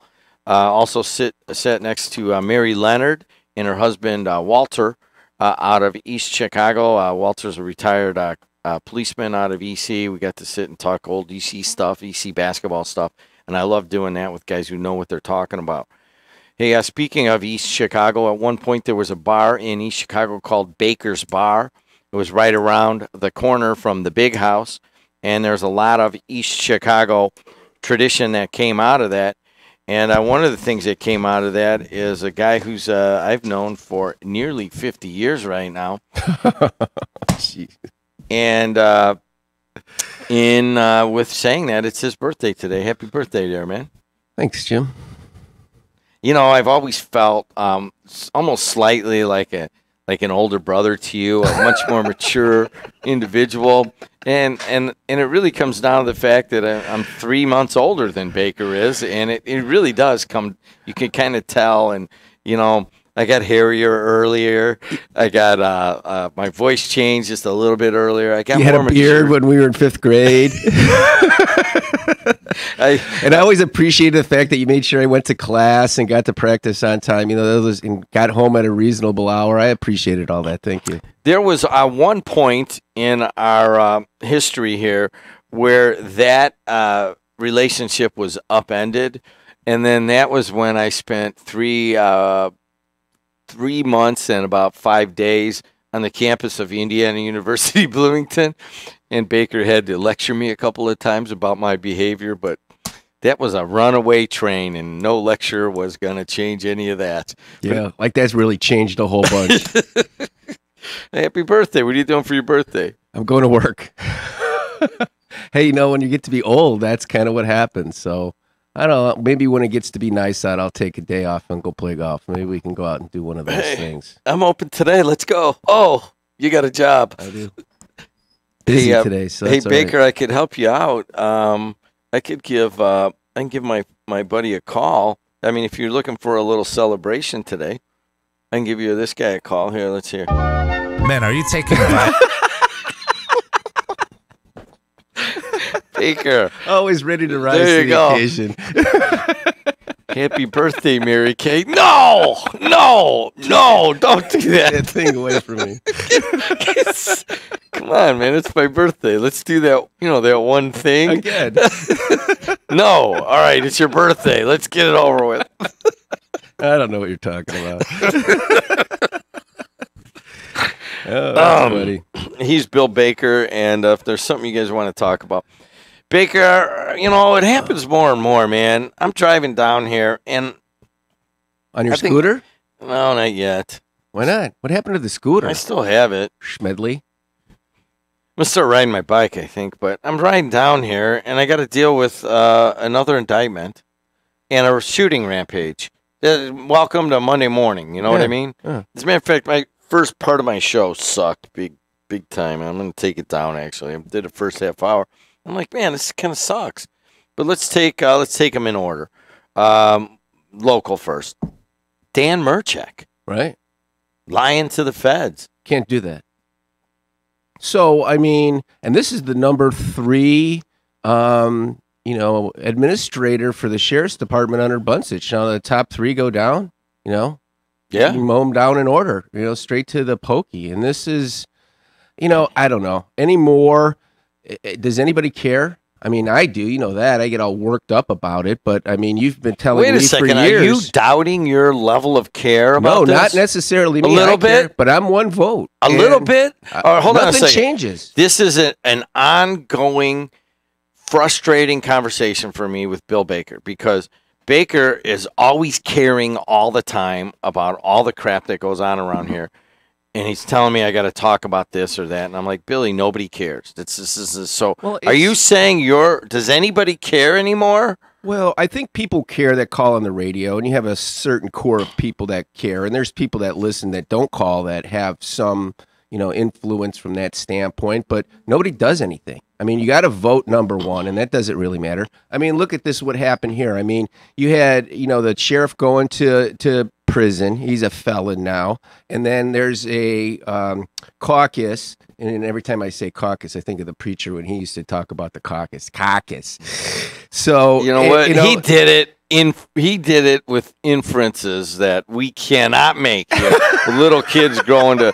I didn't want to talk about Willow. I didn't want to talk about the Russian thing in the shower, so instead I came up. Oh, with I heard that. That was terrible. Amber yellow drizzle is perfect. You went through the whole Crayola crayon list of the different browns, and I came up with amber yellow drizzle. That was just awful. But and then they had a caucus, and it was tied.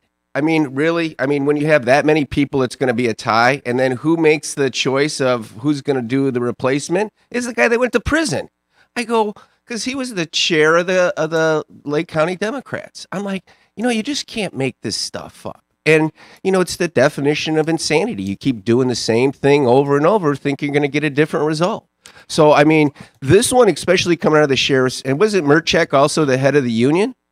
So I think he was the head of the what is it? The Fraternal Order of Police. Isn't took that all my union? papers away. So he's head of the union as well. So you listen. I read the paper on Saturday. That was one. It was another union guy again in the newspaper about something. So we're back to. The only solution that I have is one thing that we've been talking about for a long time. The system has to change. And then I think you were talking about it nationally, and it's starting to change because you just can't make this stuff up. I think the system is actually getting turned upside down. And change and going through the process of making sausage is not a very fun visual, but sometimes it needs to be taken care of and it needs to be done. And the thing that helps with regards to the sheriff's office, politics should not be in the sheriff's office. I mean, just like they did in the Kernan Shepard report, and nobody talks about that. I mean, Kernan Shepard report, that should be an appointed, coming out of the commissioners, and take this politics out of it, and jobs and patronage, and how many people were doing it. I mean, how many years has it been, the sheriff's department has some kind of a black eye going all the way back to the jail and Dominguez and what happened there. And, Bunsich came in and was just doing nothing but spending millions of dollars and blaming the federal aspect of the jail. So obviously we have to do something different. And electing a new guy, I don't think is necessarily going to be the solution. I mean, it might just be another bus driver for the same bus route. All right, so let's put it in context. I talk about what happened here in the 80s. I was here. I was doing the same thing at WJOB, reporting on it. I was probably going out a lot more than I do now. But I went and interviewed these people. I interviewed Jack Crawford a ton of times, and I interviewed all the lawyers for Belak and Stadola and Rudy Bart and all that stuff. I don't remember much about it, but it wasn't. I just wanted to do sports, but I had to go and do this. Kind of like now, to be honest with you. But the difference then and now is that they went for a while and they got a bunch of people, and then they kind of stopped. I get the feeling is that they're going. It's like tetracycline. I'm using that analogy, or it's the nuclear option, where they're going to go so deep and so far that they're just going to trying to obliterate everything of the old guard, any of the old thinking, any of the old people that are still thinking that they can still use public office to their advantage, and they're just gonna. I mean, they went and they got a secretary in an office and spent a bunch of money to go, knock the secretary down. Wasn't enough to take Mary Elgin and her son. They wanted the secretary and the deputy, and they got one of the two in a recent trial. They went 4.5 years with the same guy to get Bunsich, right? And this here is they set it all up where they walk in and they ask him a question. He says no. All of a sudden, he's going to get indicted. Mm-hmm. So, I mean, what if it is to the point where almost all communication, all interaction of our local officials is under surveillance by the FBI and by the feds? I mean, does that eventually just kind of clear the playing field of all of the remnants of our corruption and we can start over? I mean, who knows? I mean, you got to do something. I mean, it's sad if that's what you have to do to be able to have people do the public's work. I mean, let's face it. I'm not a advocate of big government, but I understand that there has a very important role in every community in what happens, and good people should be able to do that. Should it be an employment agency? hey, we're jobs. It's all about jobs. Here, it's all about jobs. It has nothing to do about doing a job well or having some value associated with the job. It's having those jobs. Why do you think people want to be sheriff? Because they want to help protect the public? Give me a break. I mean, that has nothing to do with it. It's about the jobs and the power that comes with that position, period. So you could tell me 8 ways to Sunday, but it should be, a position that is, similar to, I would say, a school teacher, a firefighter. I mean, to be employed in those roles, at least in my, narrow view of the world, that's innate. I mean, you have to be of that ilk to want to do those jobs. I mean, those are tough jobs. All right, so let's start right there. And those are the people I feel real bad for because, those are the first responders and the teachers are the people that take care of our greatest asset in the community, and that's our kids. And they get caught up in all of this stuff because all of that stuff is government. Those are government jobs. Now, that's why I just, on those three groups, I don't understand why they're represented by unions, and I'm sure somebody could help me with that. But all right, I get that part of it, and we can have that discussion at some point. But right now, in terms of, let me read Oscar Martinez, the existing sheriff, whom you pointed out was the tie was broken by John Buncich, who is now in prison. So anyways, it says, the crimes that led to the indictment today occurred before my administration, but it is nevertheless of great concern to me. Since becoming Lake County Sheriff, I have done my best to set a high bar and a good example for the men and women of this department. There are many good officers who serve. I hope that the residents and visitors continue to see and appreciate the good work and service that is provided every day by the men and women of the Lake County Sheriff's Department. All right, there's a good point right here. I mean, that's by the way, it's an outstanding press release. I mean, without a doubt. There are many good officers who serve. You brought it up, and Sheriff Martinez brings it up here. I mean, you had the silencer thing out of the sheriff's department. Machine guns. Yeah, the machine guns where they were taking them and selling them, and you had that. You've had the black mark of the jail itself. I mean, come on, overtime. Can we just get the jail run correctly? What the hell's going on? Yeah. And then you have the biggest one of all is the towing scandal that has taken down Tim Downs, that has taken down John Buncich, and now has in a lesser way has taken down Dan Murchek. Well, and the guy from Maryville. And Goralchik from Maryville. I mean, that's just the beginning from what the Times is saying here. Looks like there might be more to this. But, with the Lake County Sheriff's Department, I mean, there's so many good officers in that. And then they got, right. I mean, what do they do? I mean, how they go out into the community, and the first thing that Martinez has to remind people is, hey, there's many good officers who serve. Yeah, remember that, because it's hard sometimes. Right. I mean, those are tough. Those are not easy jobs. Those are tough jobs. And you lose sight of the guy or the gal that's in just getting up every day and just wanting to do what they do well, and have some pride in what they do every day and get home safely. I mean, how hard is that? And, they worry about the same things we do on who the Bears are going to draft, and the NIPSCO bill, and how come I got all these bushes to cut and I got to mow the grass, and, the kids. I mean, they have those things to worry about as well. But, I mean, this is just another layer of BS that they have to deal with, and it's politics in Lake County. And here we're going into another season of same old, same old. And I don't know if there's getting to be an answer. I mean, I still thought that we had a real chance way back when with that Kernan Shepard report to really have some changes. And, between Congressman Visklaski and Dean White and, BP and the Mills, I mean, everybody came in and put money on it, goes, this is it. And sure enough, and then I started seeing who was running it for Lake County. I go, are you kidding? This is the group that you're going to put into implement it? And they just basically wore it down and just put it on the shelf with every other study that they've got. And here we are doing the same stuff again. Well, at least there's one person who still cares. It's William F. Baker on his birthday, getting all his underwear all bunched up.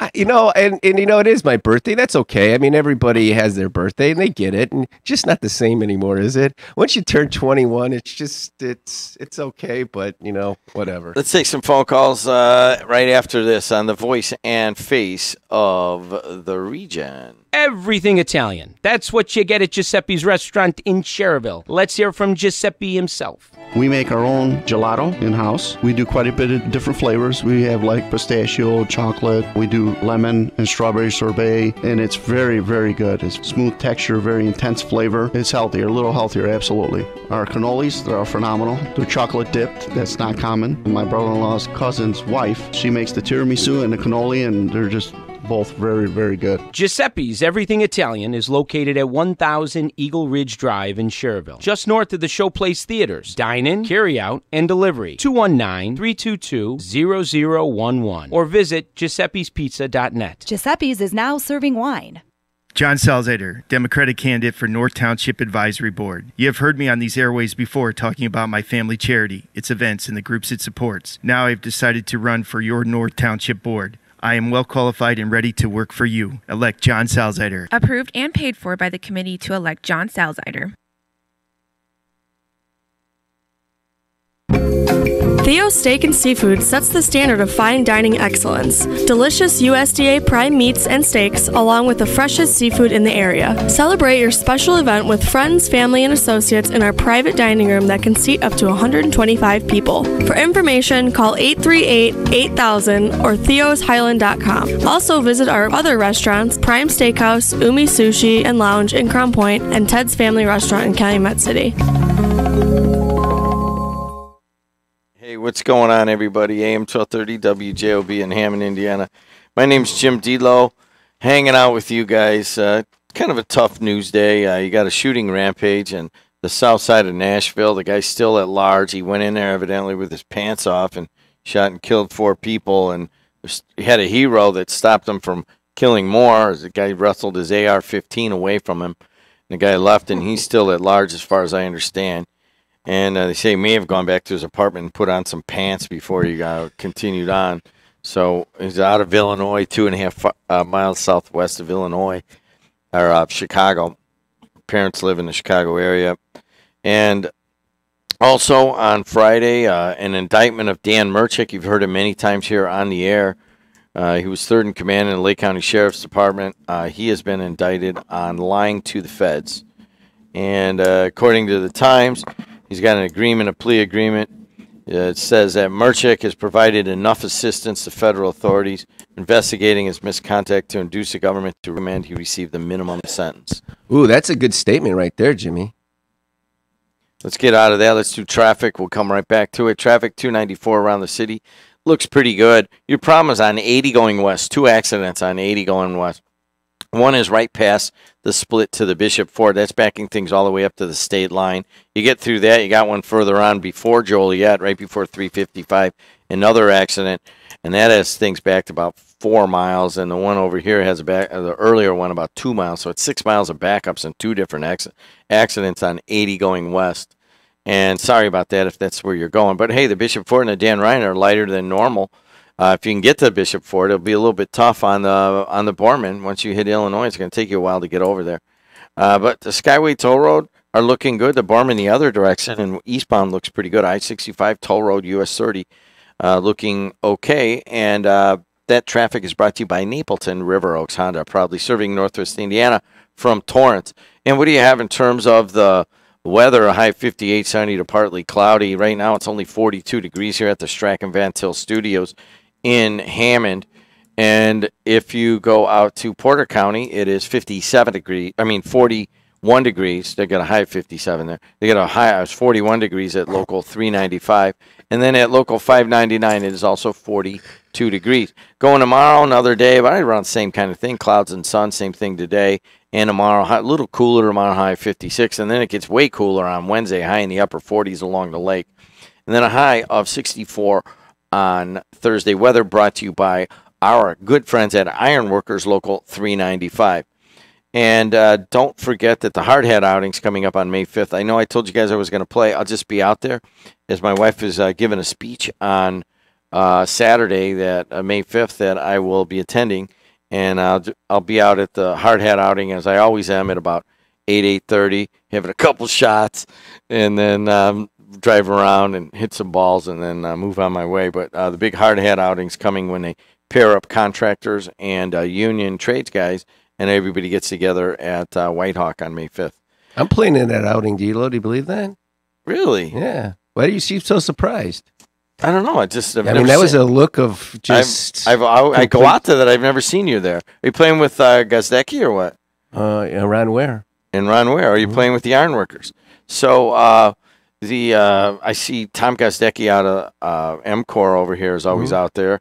And I think he's running the event. Is he really? One of the board members on the event. Yeah. Well, nobody's listening, so I think it's going to come out anyways. But Alexis is giving the commencement over here at Purdue Northwest. Are you kidding? No, I'm not. So congratulations, Alexis. Yeah, she's gonna be like, "Oh, are you kidding?" I'm like, "It's already out. It's on the literature. It's on the website. What am I saying?" So no pressure there. No pressure there. Exactly. You got 12 minutes to tell them, give them directions for the rest of their life that they can use. Can you plagiarize speeches when you're doing commencements like that? You could do Barbara Bush's speech. That was a pretty good one. Yeah, that was. We went and we saw at University of Wisconsin when my daughter graduated from Wisconsin. Katie Couric came in. And typically you get about 10 to 15 minutes for a commencement, maybe 15 around. They gave her a half hour. She said that. She goes, "All right, I got a half hour to talk to you people, and we're going to go through this." And she was amazing. And so Alexa's like, "Well, what do I talk about?" I go, "Man, you got a great story. Come on, coming out of, you got plenty of setbacks in your life, and now you're sitting on the bench. We'll come up with something." So the Hard Hat You're not outing, helping her, are you? Please, you stay away from her while she's writing. Oh, were you going to help her? No, Alexis, let me help you. Forget your husband. Let me do it for you. She's fully capable of doing it on her own. All you need to do is be supportive and go, "Honey, that's just outstanding." If you get involved in there, she'll have this kind of stuff in there. Do-dee-dee-doo-doo-doo. Honey, about halfway through when you're talking. Yeah. Just do the circus music. Dun, dun, dun, dun, dun. Is everybody listening? Dun, dun, dun, dun, dun. Notice they've never asked me to do the commencement. This is the thing. It's a serious thing. I mean, that you've been asked is just so shocking to me, but that's okay. I'm happy for you. So sorry, I will not be playing with Bll Baker and Ronnie Ware, as I will be attending Purdue's commencement. She's got to give it twice. Evidently, they don't have enough room. Hey, let's take a look at what's going on here. Indictments on Friday. What do you guys think? Let's go to the phone lines. Let's go to, let's just take a phone call. Let's start with Art. Art, you're it. Go. Good morning. Happy birthday, Bill. Thank you, sir. I just wanted to put a little good news on the table. We're doing our 32nd cleanup of up by Scout Road, and then we're going to work at the Environmental Center. And Billy's favorite meal, we're having hot dogs. What day? Saturday, the 28th. 28th, what time? 9 o'clock until about 1. You quit smoking, didn't you? Yeah. Okay, you still sucking on those little fake cigarettes or no? No. You got it all. You're totally done, man. Your voice sounds so much better. Well, I had to throw that stuff away.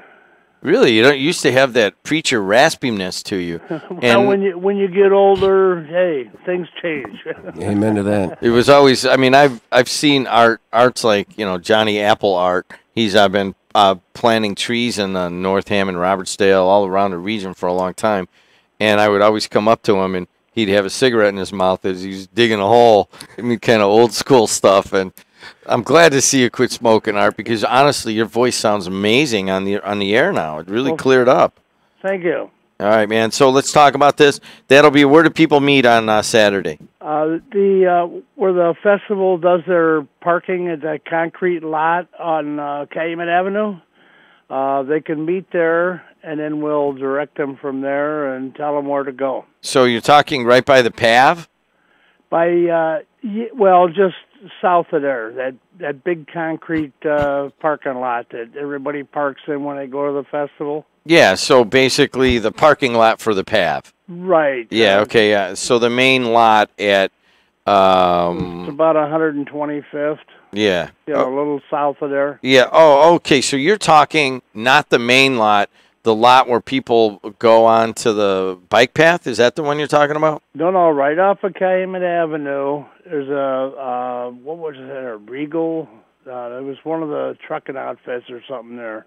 Okay, so at 125th and Calumet, the lot Correct. there. All right, at 9 o'clock in the morning, if you want to help out cleaning and planting and all that stuff off of Boy Correct. Scout Road and in the area there. Okay, all right, we'll make sure to call in a little bit later in the week to remind people, okay? I sure will. Thank you very much. All right, buddy, talk to you. Bye-bye. Let's go to Lori on line 3. Hi, Lori, how are you? Hi, good morning. Happy birthday, Billy. Thanks, Laura. I appreciate it. You're welcome. I hope you have a good day and everything. I hope your wife has something nice, special planned for you, a nice dinner or something. Oh, my wife, every day is special with my wife, Lori. Well, that's wonderful. Yeah. Sounds great. Please tell your dad hello from me. I will. Billy's going to go over to Vito's and really here for a while.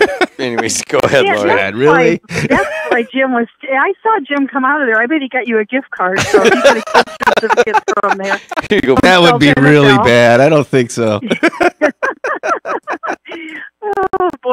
Well, hey, it's a beautiful day at Wicker Park. It looks like, because the weather's going to be beautiful, and you could take a couple laps around there or play a couple rounds of golf, and then go inside and go. You got it. Hey, Lori, anything else? You just wanted to say happy birthday? Yeah, just happy birthday. I wanted to tell you, Jed, when I came to your grandmother's wake, your cousin Mary Ann from Utah, it was very nice seeing you and your family together. You guys look like you're related, kind of, the same hair color and height. You have that look, that Dedelow look, I guess, or what it is, That was a Podcoal look, and that's odd that you mentioned it. The guys from Utah are the motocross guys, and the next caller up is a former national motocross champion who still rides his bike around the Volkswagens that are parked over here at Gary Airport. Yeah, but he knows those guys well. That's Kevin Brown. Some of you guys are Lake Control people. I remember them. They were at the wake, and we got to meet them. Yeah, I'm proud of those guys, man. It was just kind of good to see. All right, wonderful family. Yeah, take care. You have a wonderful. Give a little hug from us. All right, thanks a lot. Talk to you. People missing having Alexis on the air with me. Now she's working for Judge Stefaniak on the courts. She doesn't get the next best thing. It's Bll Baker. Let's move on to MX. MX is on line 1. MX, what's going on? She was talking about Keith. Big truck.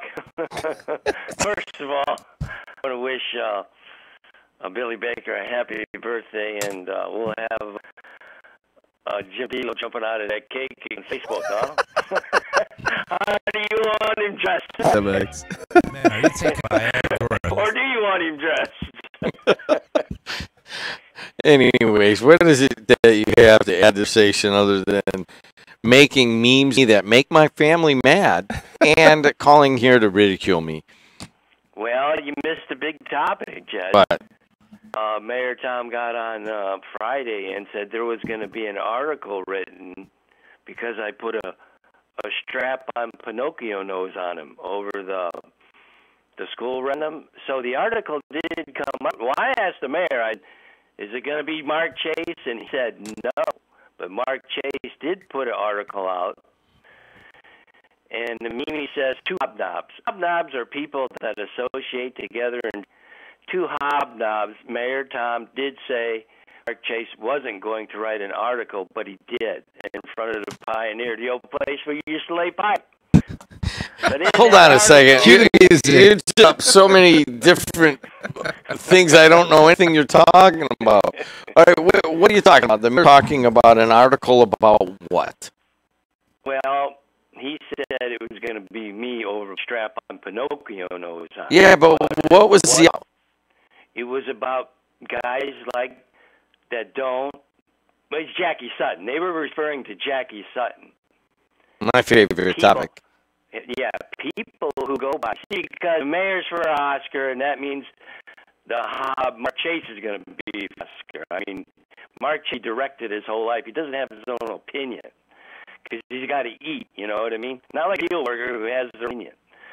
But in that article, it's called "Anonymous is the worst kind of bigotry." Well, in the editorial. Oh, I saw that. I read it, but I saw the Times had that. It's good, but the comments in MX Cartoons, doesn't Mark Chase not name to the editorial board when they make an editorial? So it's kind of contradicted. I'm not going to call him a hypocrite, but it's contradicting his article that we call in MX, Mad Mac, and Dave from Crown Point, and we call in our real names. This all stems from Oscar Martinez with Your Power with Jackie. So somehow that article got twisted. It was supposed to be about McDermott, Stroud, and Pinocchio's, and it went to Jackie Sutton. All right, I'll tell you what I'll do is I will read this. Look at the meme. I will read this article tomorrow. I promise. All right, 219-845-1100. Man, Mac, what do you want? Hey, happy birthday, Billy. Thanks, Glad Mac.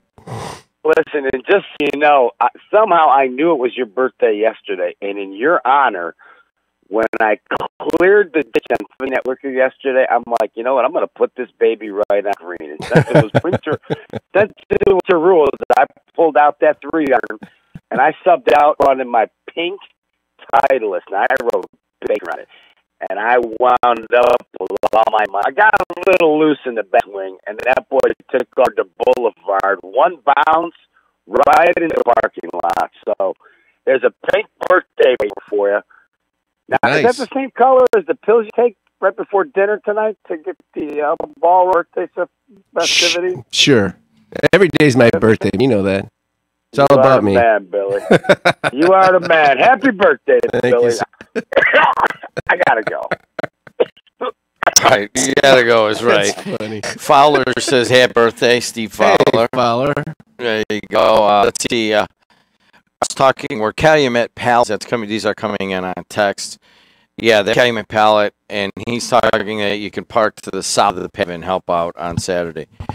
The love fest between you and Baker is seen this morning. Hey, it is what it is. We can just rip on each other, which typically is the case. Internet sales tax. You're still required to pay Indiana sales tax.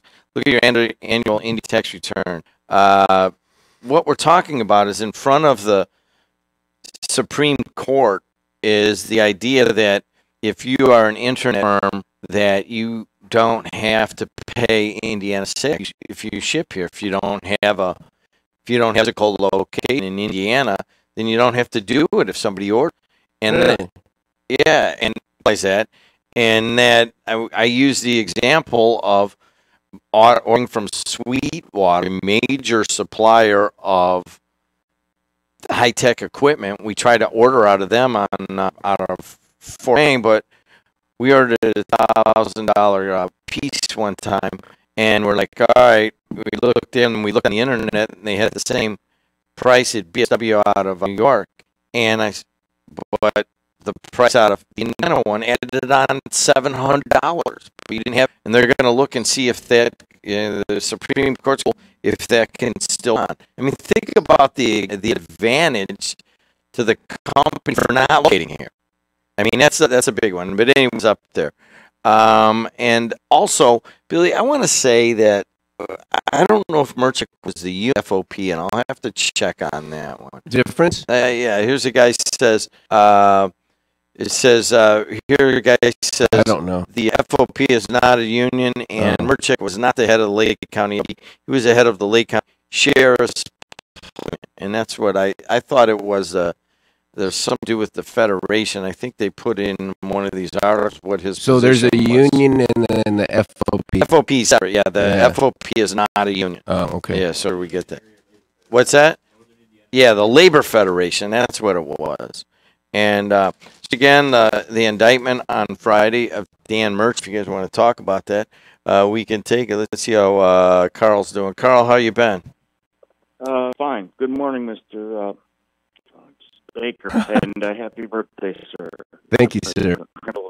That's all right. I got the same program. Well, I blame the ARP card. No pay. and Sinister Evil individuals, they send me one spot on my 50th birthday. Mm-hmm. Wife's only 9 months behind. He hasn't received one. I'm 54. She's disappointed that every year. We should let him know so you don't deal with that anymore. Oh, you know, I probably should shoot a note. You know, on that magazine, they always put people who just turned 50. And sometimes it's hard to believe that these people are 50 already. Some McCarthy. Anyway, I was such So, nice. Just curious, at what level does county corruption get pursued?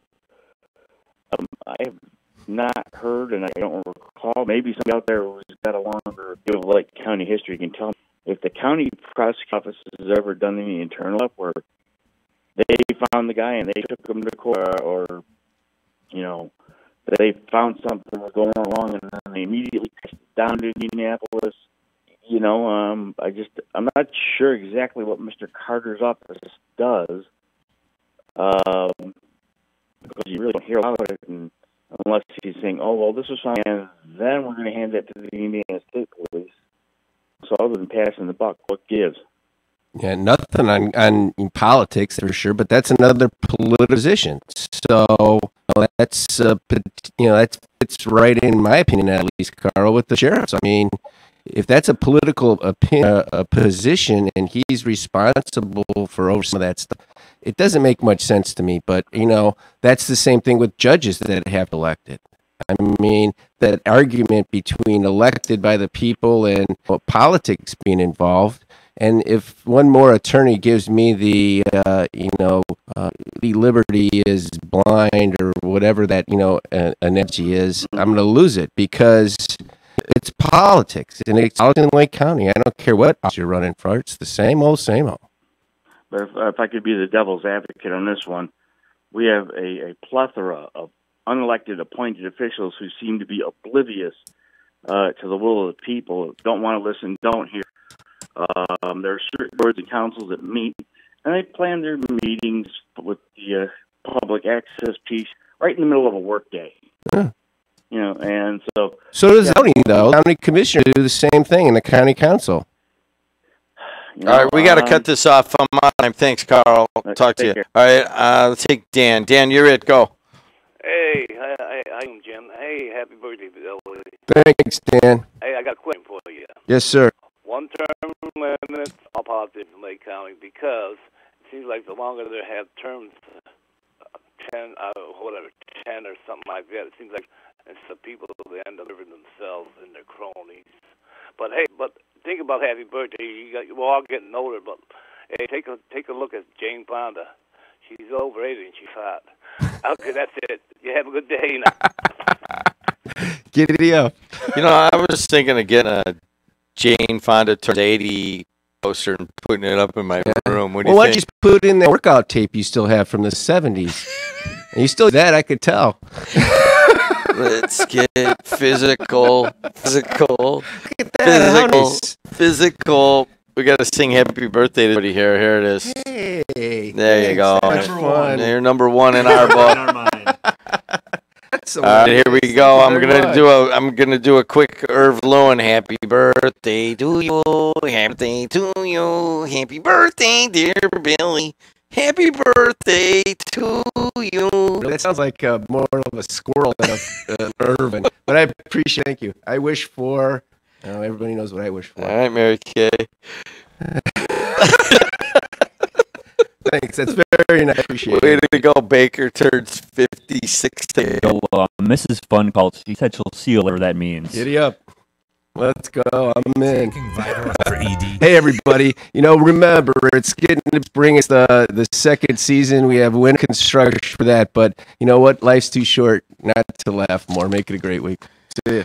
Thanks for everybody. And the nice. All right, way to go. Happy birthday, Baker. Traffic moving along well, except for 80 going west. 2 accidents going away. East Chicago schools are up next. They start at 8. Don't go anywhere on the voice and face of the region. Don't forget tonight at 6 to 8, sports broadcasting at Purdue Northwest will finish up. One of the groups will finish up their semester with their final tonight. And they'd love for you to call in and comment and ask them questions. And they just love it, and they get very, they get excited. Everybody calls in and interacts with them. So please do. If you're driving around, you're a sports person, just ask them a question or give them a comment, whatever it might be. That's 6 until 8 tonight. Hey, guys, I'm Jim Dedelow, and I am out in East Chicago. Schools are up next here on the voice and face of the region. 395 through their contractor employers. The